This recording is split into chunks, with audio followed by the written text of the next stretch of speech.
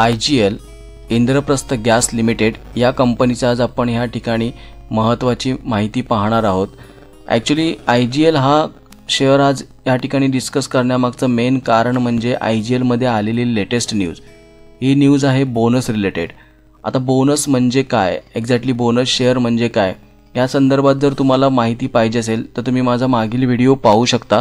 Link मी त्याची description बॉक्समध्ये टाकणार आहे, मी तो व्हिडिओ नक्की जाऊन पाहू शकता। त्यामुळे बोनस शेअर म्हणजे नक्की काय या संदर्भात तुम्हाला माहिती मिळेल।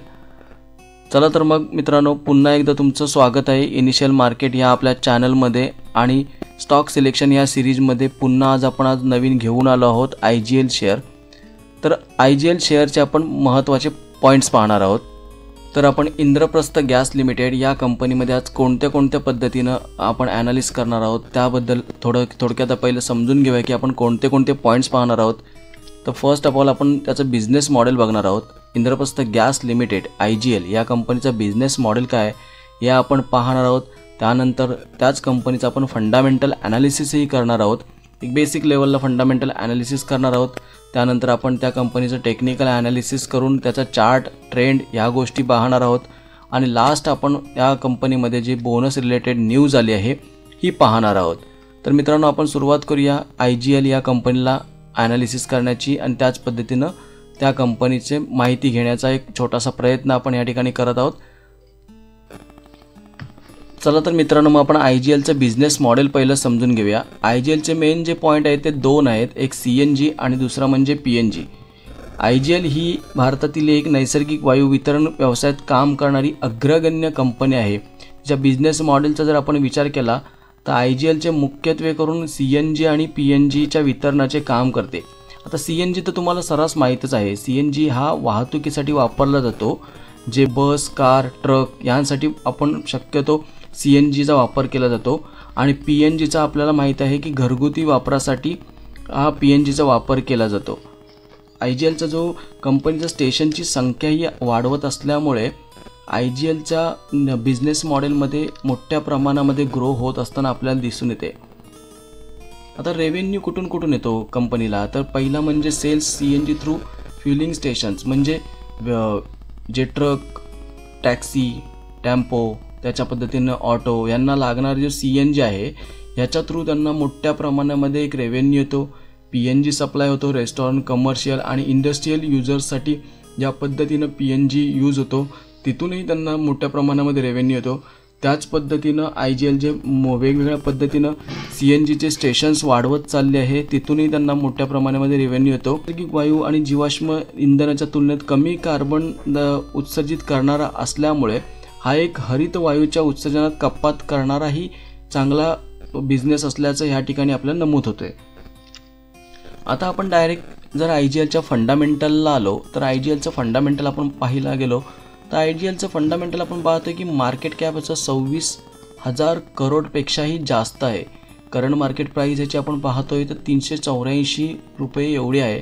आणि जो हाय आणि लो होता या कंपनीचा तो 571 पर्यंत गेला होता आणि 306 यानं लो दाखवला होता आपल्याला। आता जर कंपॅरिझन आपण करंट प्राइस बरोबर केलं तर प्राइसिंग ही बऱ्यापैकी प्रमाणामध्ये बाईंग सिच्युएशनला असलेला आपल्याला या ठिकाणी दिसून येतोय।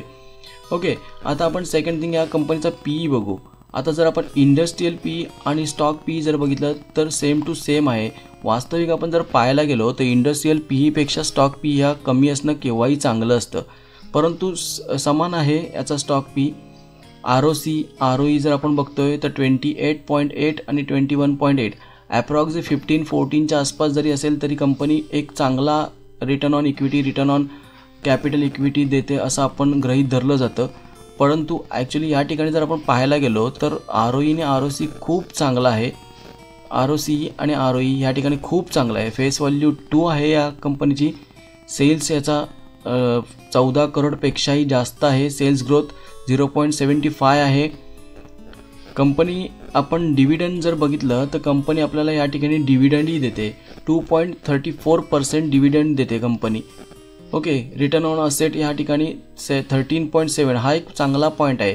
कंपनी आपल्याला रिटर्न ऑन असेट 13.7% एवढा देते, म्हणजे एवढे कंपनीकडे त्याचे असेट आहेत। वास्तविक असणारच आहेत, कारण कंपनीचे वेगवेगळ्या ठिकाणी ज्या पद्धतीनं CNGचे बिझनेस मॉडेल आपण आता थोड्या वेळापूर्वी पाहिलं, तर बिझनेस मॉडेलमध्ये ज्या पद्धतीनं कंपनी CNGची जे स्टेशनची संख्या वाढवत आहे, त्यामुळे 101% कंपनीचा असेट तर वाढतच जाणार आहे. आणि हा असेटच्या तुलनेमध्ये जर असेट रिटर्न ऑन असेट जर आपण पाहायला गेलो तर तेही वाढण्याची शक्यता आपल्याला या ठिकाणी दिसून येते. आता आपण कंपनीचं जर ॲनालिसिस करताना जर आपण इयर इन इयर जर आपण कंपनीचा प्रॉफिट अँड लॉस बघितलं, तर कंपनीचा सेल्स 2013मध्ये 3,367 कोटी एवढा होता. 2014मध्ये तो 3,914 कोटी झाला.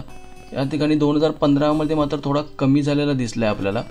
आपण एक ॲप्रॉक्स आपण जर बघायला गेलो तर जवळपास 81, 86, 800.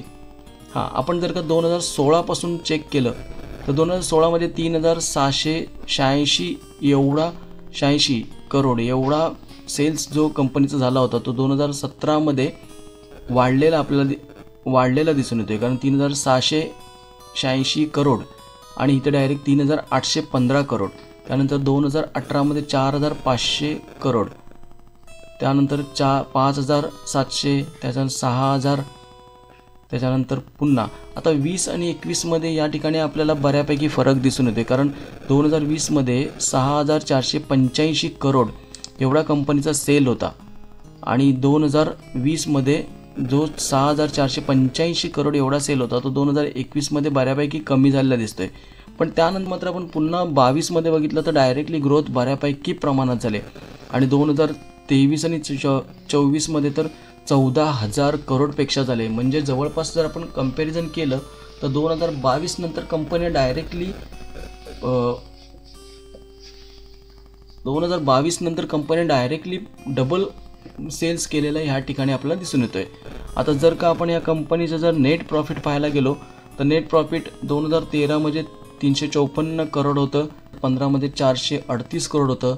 त्यानंतर आपण जर हे इयर आणि इयर जर चेक करत गेलो तर 2000 जवळपास आपल्याला प्रॉफिट ग्रोथ ही कंपल्सरी 2013 नंतर आपल्याला एक वाढत गेलेली दिसून येते. 13 पासून 2020 पर्यंत कंपनीनं नेट प्रॉफिट कंटिन्युअसली वाढत गेलेलं आपल्याला या ठिकाणी दिसतंय.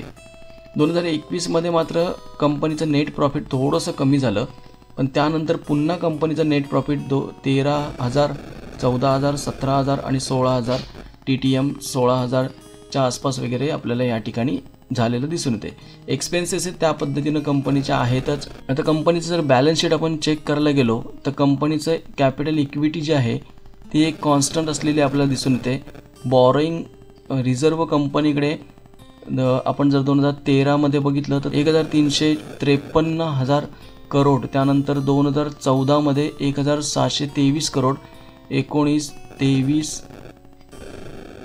27, 33 जवळपास तसं आपण विचार केला तर रिझर्व कंपनीचे हे वाढतच गेलेले आपल्याला दिसून येत आहेत. 2013 पासून 2024 पर्यंत बऱ्यापैकी प्रमाणामध्ये रिझर्व वाढतच गेलेले आहेत आणि कर्ज कंपनीनं जे 2013मध्ये होतं तेही कमी करत 2015 नंतर जवळपास 16-17 पासून ते 19 पर्यंत कंपनीचं कर्ज टोटली नील झालेलं आपल्याला या ठिकाणी दिसते.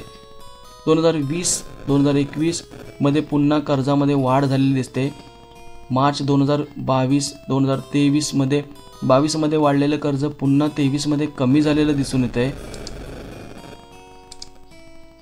24मध्ये पुन्हा कंपनीनं 24मध्ये मार्च आणि सप्टेंबरच्या 24मध्ये कंपनीनं कर्ज कमी केलेलं दिसतंय.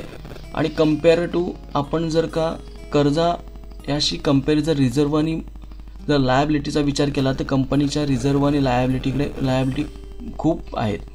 आता प्रमोटर होल्डिंग जर आपण पाहायला गेलो तर प्रमोटर होल्डिंग कॉन्स्टंट आपल्याला दिसून येते. 45% प्रमोटर होल्डिंग आपल्याला या ठिकाणी कंपनीमध्ये दिसून येते आणि ते 2021 पासून 2024 पर्यंत कंपनीचं प्रमोटर होल्डिंग कॉन्स्टंटच आहे आणि ही एक चांगली गोष्ट आहे. त्याच पद्धतीनं FIIची ही वाढ आपल्याला झालेली दिसून येते. तर मित्रांनो, आपण डायरेक्ट चार्टवरती आलो आहोत. चार्टवरती पाहतोय आपण IGL कंपनीचा शेअर बऱ्यापैकी प्रमाणामध्ये डाऊन लागलेलाही आपल्याला दिसतोय. डिव्हिडंड हा शेअर कंटिन्युअसली आपल्याला देताना दिसून येतोय या ठिकाणी. म्हणजे जवळपास 13 सप्टेंबरला या शेअरनं 13 सप्टेंबर 2019ला या शेअरनं डिव्हिडंड दिला होता त्यानंतर या शेअरनं 16 सप्टेंबर 2020मध्ये डिव्हिडंड दिला होता, त्यानंतर 27 सप्टेंबर 2021मध्ये, त्यानंतर 14 सप्टेंबर 22मध्ये, त्यानंतर 31 जानेवारी 2023मध्ये डिव्हिडंड दिला होता, त्यानंतर 28 मार्च 2023मध्ये पुन्हा डिव्हिडंड दिला होता, त्यानंतर या शेअरनं 15 नोव्हेंबर 2023मध्ये म्हणजे 2023मध्ये जवळपास या शेअरनं आपल्याला 3 वेळा वगैरे आहे ना या ठिकाणी डिव्हिडंड दिला दिसून येतोय. त्यानंतर 17 नोव्हेंबरच्या आसपासही डिव्हिडंड दिला होता. आता शेअर्समध्ये बऱ्यापैकी प्रमाणात आपल्याला 8 सप्टेंबर 2021मध्ये एक चांगला डाऊन ट्रेंड दिसला, त्यानंतर 27 सप्टेंबर 2024मध्येही चांगला डाऊन ट्रेंड दिसला. प्रामुख्याने या शेअर्समध्ये डाऊन ट्रेंड असण्याची महत्त्वाची कारणं काय आहेत तर ती आपण पाहू शकतोय. आपण इकॉनॉमिक टाइम्स, त्याच्यानंतर नवराष्ट्र, त्याच्यानंतर मनी कंट्रोल, त्याच्यानंतर भांडवल असे वेगवेगळ्या न्यूजच्या चॅनलचा, न्यूजच्या आर्टिकल्सचा आधार घेऊन या शेअर्समध्ये जे खालच्या दिशेने रॉकेटसारखं धावतो आहे हा शेअर्स जे मोठी जे कारणं आहेत या आपण या वेगवेगळ्या आर्टिकलचा आधार घेऊन आपण पाहू शकतो. पण त्याच्यामध्ये महत्त्वाची कारणं कोणती आहेत तर नैसर्गिक वायूच्या किमतीतील वाढ.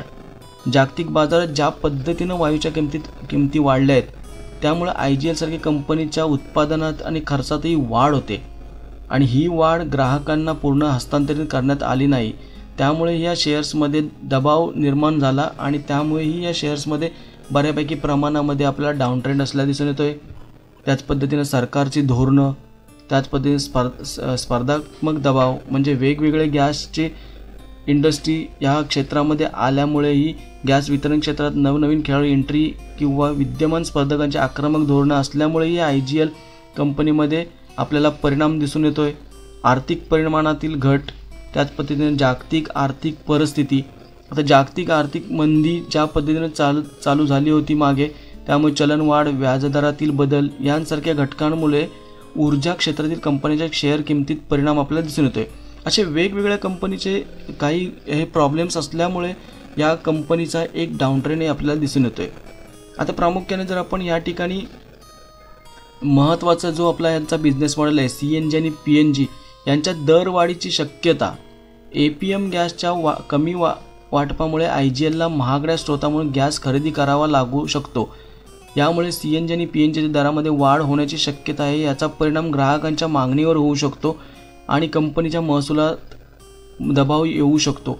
ॲक्च्युली कसं आहे म्हणजे सरकारी थोडक्यात आपण जर पाहायला गेलो तर ज्या पद्धतीनं नैसर्गिक किमतीची वाढ आहे, सरकारची धोरणं आहे, स्पर्धात्मक दबाव आहे, आर्थिक परिणामातील घट आहे, त्याच पद्धतीनं जागतिक मंदी अशा वेगवेगळ्या कारणांच्या दृष्टीमुळे कंपनीचा झालेला बिझनेसमध्ये फरक आणि कंपनीचा जो बिझनेस कमी झाला आहे या वेगवेगळ्या कारणांच्यामुळे आपल्याला हा शेअर्स बऱ्यापैकी प्रमाणामध्ये पडलेला दिसला आहे चार्टवरती.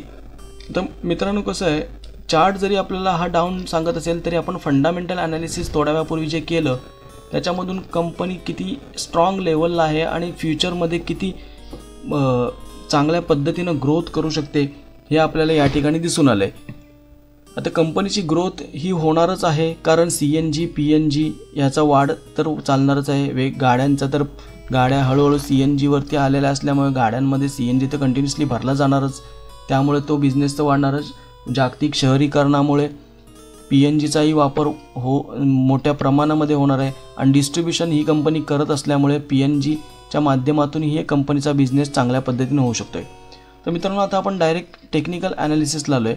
तर मित्रांनो आपण आता IGLचा चार्ट पाहण्यासाठी पुन्हा एकदा आलो आहोत एंजलच्या इंटरफेसवरती. एंजलच्या इंटरफेसवरती आपण IGLचं थोडंफार ॲनालिसिस करणार आहोत. आता या ठिकाणी जर तुम्ही पाहायला गेलात तर 331 ते 340 हा एक चांगला सपोर्ट IGLला खूप वेळा हा 340 ते 331 या रेंजमध्ये IGLनं बऱ्यापैकी प्रमाणामध्ये रेजिस्टन्स आणि रेजिस्टन्सनंतर तो शेअर्स ज्या वेळेला वरती गेला आहे त्यानंतर ह्याच 340 ते 331ला त्यानं ॲज अ सपोर्ट म्हणून खूप वेळा कार्यरत केलेलं या ठिकाणी आपल्याला दिसतंय. आता तुम्ही पाहायला गेलं तर 29 डिसेंबर 2017 त्यावेळेला त्यानं एक रेजिस्टन्स म्हणून यालाच पकडलं होतं. त्यानंतर जवळपास 2019मध्येही याला चांगला रेजिस्टन्स म्हणून पकडला होता, परंतु ट्रेंड अप असल्यामुळे काहीच दिवसानंतर त्याला एक सपोर्ट हा कन्सिडर करून हा शेअर बऱ्यापैकी वरती गेलेला आपल्याला दिसला आहे. आणि आपण हे जे ड्रॉ केलेल्या सपोर्ट आणि रेजिस्टन्सची लाईन आहे, पहिलं त्यानं सपोर्ट एक रेजिस्टन्स कन्सिडर केलेला, रेजिस्टन्स काही दिवसानंतर तो सपोर्ट म्हणून कन्सिडर केलेला या ठिकाणी आपल्याला दिसून येते. आता 340 331 हा जो रेजिस्टन्स आपल्याला 2017 मध्ये दिसत होता, तोच रेजिस्टन्स जवळपास 2022 मध्ये ॲज अ सपोर्ट म्हणून काम करताना आपल्याला दिसून आलं आहे. आणि हाच सपोर्ट पुन्हा 2024 मध्ये आपल्याला या ठिकाणी दिसतोय. आता या ठिकाणी बोनसही डिक्लेअर झालेला आहे. बोनस डिक्लेअर झाल्यानंतर या शेअर्समध्ये बऱ्यापैकी प्रमाणामध्ये कन्सॉलिडेशन होण्याची शक्यता आहे. आणि जर का हा शेअर जवळपास 437 चे 429 हा एक त्याला चांगला रेजिस्टन्स दिसतोय. जर का हा रेजिस्टन्स या शेअरनं पार केला तर हा शेअर पुन्हा 437 ते 429-30 याला एक चांगला सपोर्ट म्हणून पकडून हा शेअर वरती जाण्याचे चान्सेस खूप आहेत. आता मित्रांनो हा माझा एक सेटअप आहे. या सेटअपच्या दृष्टीने जर आपण पाहायला गेलो तर ट्रिपल मूविंग ॲव्हरेज ही क्रॉस होताना हा शेअर दिसून येतोय. म्हणजे शेअर वरती जाण्याचा चान्सेस दिसून येतोय आपल्याला या ठिकाणी. त्याच पद्धतीनं ट्रेंडही अप झालेला या ठिकाणी दिसतोय. व्हॉल्यूम आलेला दिसतोय आपल्याला या शेअर्समध्ये. आणि या शेअर्समध्ये जर तुम्ही एक व्यवस्थित दृष्टी जर पाहिलं तर एक पॅटर्नही तयार होताना, जर का तुम्ही व्यवस्थितपणे या शेअर्सला पाहिलं तर या शेअरमध्ये एक पॅटर्न तयार होतानाही आपल्याला दिसून येतोय. हा पॅटर्न तुम्ही नक्की ओळखा. आणि तुम्ही जर हा पॅटर्न ओळखलात तर मला नक्की कमेंट बॉक्समध्ये नक्की सांगा की हा पॅटर्न कोणता आहे तो. तर मित्रांनो अशा पद्धतीनं IGLचं शॉर्टमध्ये आपण टेक्निकल ॲनालिसिस या व्हिडिओच्या माध्यमातून केलेलं आहे. आता राहिला आपला लास्ट पॉईंट बोनस. तर शेअर्सनं बोनसही डिक्लेअर केला आहे आणि याचीही आपण माहिती पाहणार आहोत.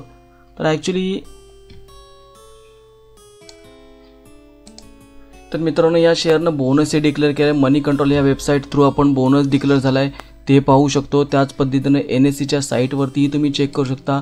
त्याच पद्धतीने इकॉनॉमिक टाइम्स याही लिंकवरती जाऊन तुम्ही IGL या शेअर्सनं बोनस डिक्लेअर केला आहे ते पाहू शकता. 10 डिसेंबर 2024 रोजी या कंपनीनं बोनस जारी करण्याचा प्रस्तावाचा विचार केलेला आपल्याला दिसून येतोय. त्याच दिवशी आपल्याला प्रामुख्याने या शेअर्समध्ये record date, bonus shares declare झाल्यानंतर रेकॉर्ड डेट माहिती आपल्याला त्याच दिवशी डिक्लेअर होऊन जाईल. आणि बोनसचा जो रेशो असेल तोही आपल्याला तेव्हाच कळून जाईल. तर मित्रांनो नक्की तुम्हाला हा व्हिडिओ आवडला असेल. हा जर व्हिडिओ आवडला असेल तर नक्की माझ्या चॅनलला लाईक करून शेअर्स करू शकता, सबस्क्राईब करू शकता. धन्यवाद.